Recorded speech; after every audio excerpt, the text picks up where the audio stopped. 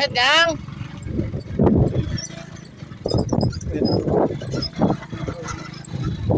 โทรศัพท์ทอดต้องกับแลนออมคือกันหมอก็แล้วกันแถววันไม่ใช่แถวบ้านเขาแม่พี่บุญ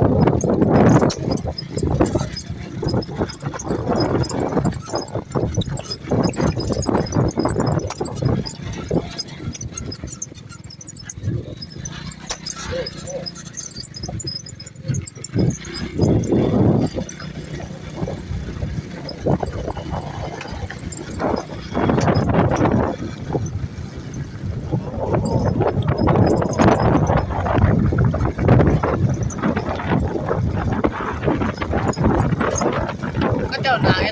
ต้องขุดอมนะต้องตั้งอันนั้นแม่ทั้งมองดินตัวเดียว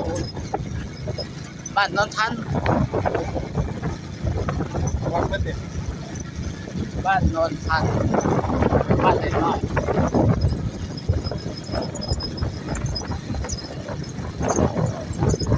บ้านที่ว่าบ้านที่คนมันยุ่ง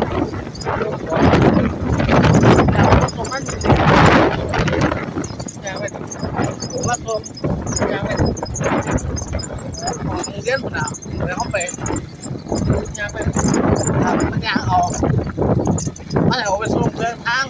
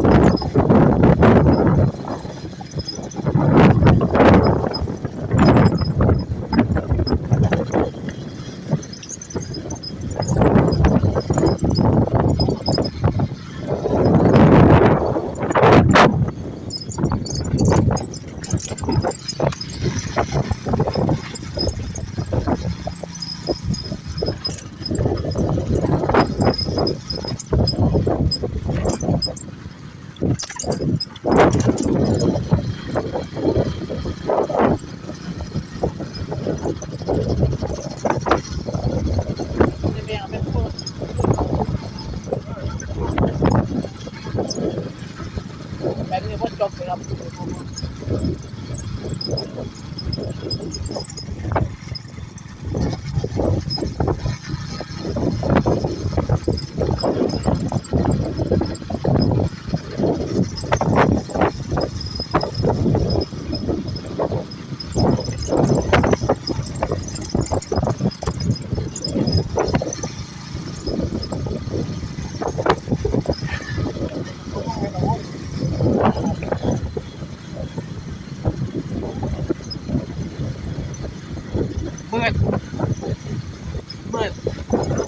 มืดเขาเนี่ย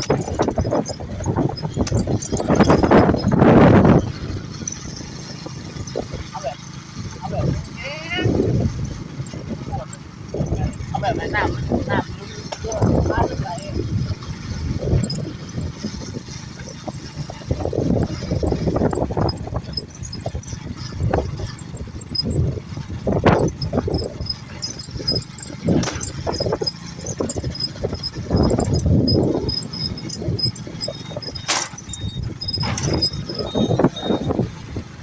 แม่ทุกคน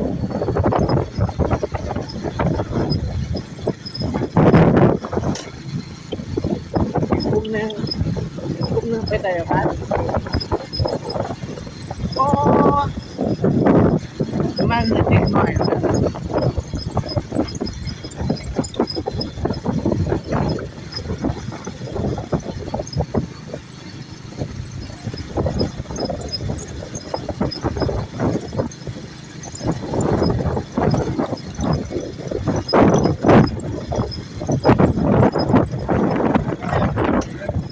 แม่ตกถึงแล้ว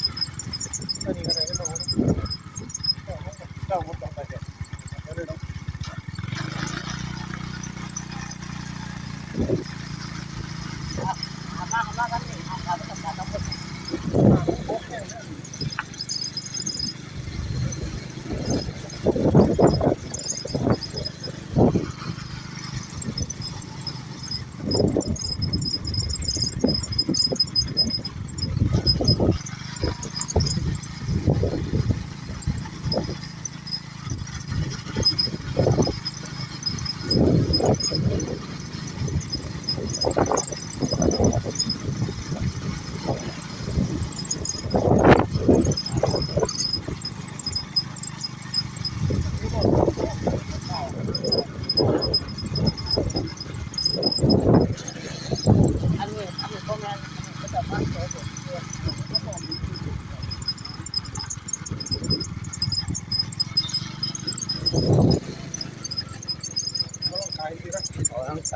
ถ้ามือสอบมันจะมีคนรถหลายคนร้ายดิ ครับ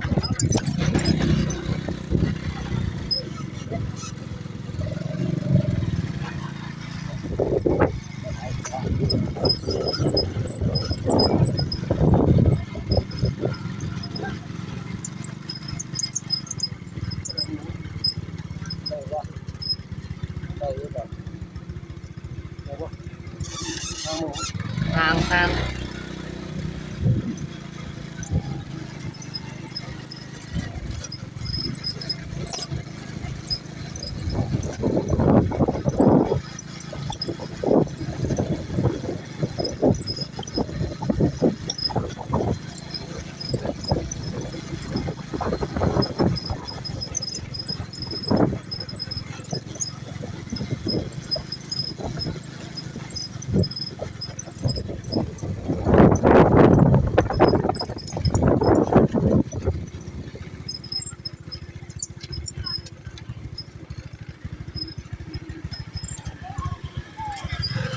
ไปเลยดำสีดำสาวอันแม่มันเป็นมัวบัว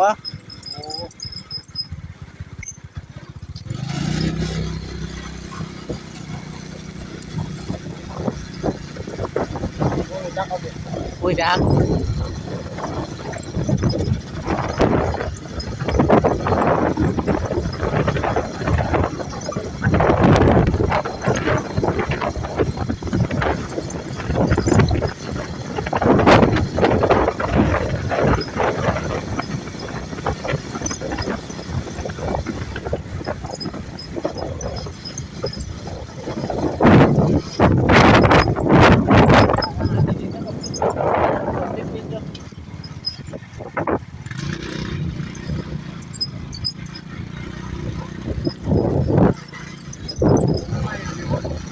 ครับ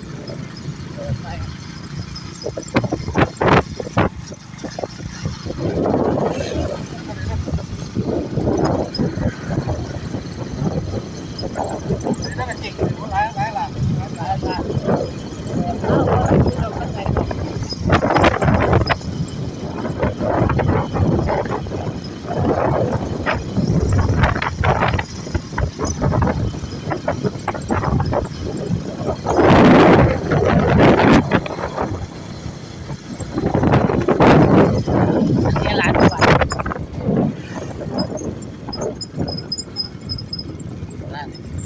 ฟัน